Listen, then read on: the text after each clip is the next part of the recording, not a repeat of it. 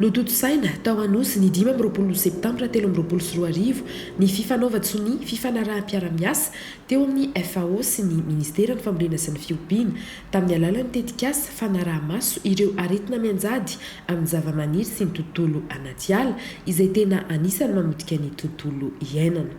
Roa taona no faharetan'ny tetikasa ary vola mitendina $400 Amerikanina no famatsim-bola avy amin'ny FAO ho fafamiatrika ireo vondron'olona tena marefo amin'ny ambana sy vokatra ateraka ny fiovaovan'ny toetrandro. Resaka ady amin'ny reny bibikely izay manimba ny voly na mety ihany koa mitarika fahasimbany ireo ataontsika hoe harena voajanahary any amin'ny ala izay ankinany ny fiainan'ny zanak'olombelona noho zany ny vahoaka indrindra ny tantsaha dia mahakasika ny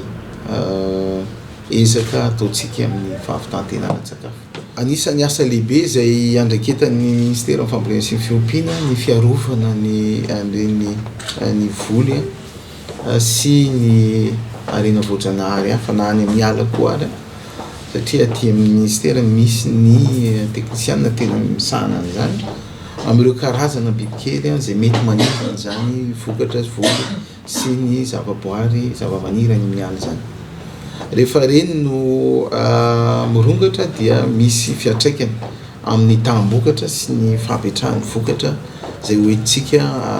eo amin'ny tsena anatiny na indrindra koa hoentsika mamokatra ny vokatra izay ahondrana ny ivelany.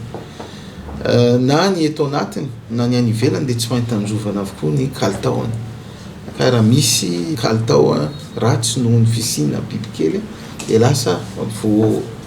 voahilika miverina aty amintsika ary mety hamono ny tsena ivelany izay tokony ataontsika ary ezahan'ny ministera amin'izao fotoana izao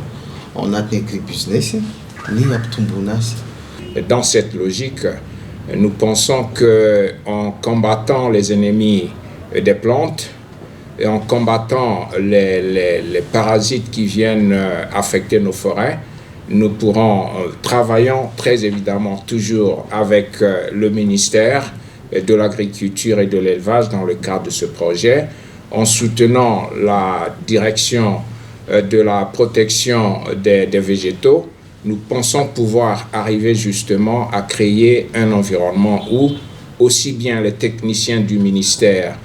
que les producteurs reçoivent les connaissances dont ils ont besoin pour pouvoir gérer la situation chaque fois que quelque chose se déclare et surtout qu'ils soient en mesure d'intervenir avant qu'il ne soit trop tard.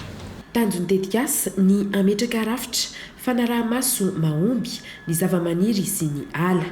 amin'ny fisorohana sy fifehezana ireo aretina manambana ny vokatra ara-pambolena, ny voka-dratsiny eo amin'ny sehatra ny tsena ary indrindra ny tontolo iainana. Fanolora tena iombonana amin'ny hoavy maitso sy maharitra kokoa.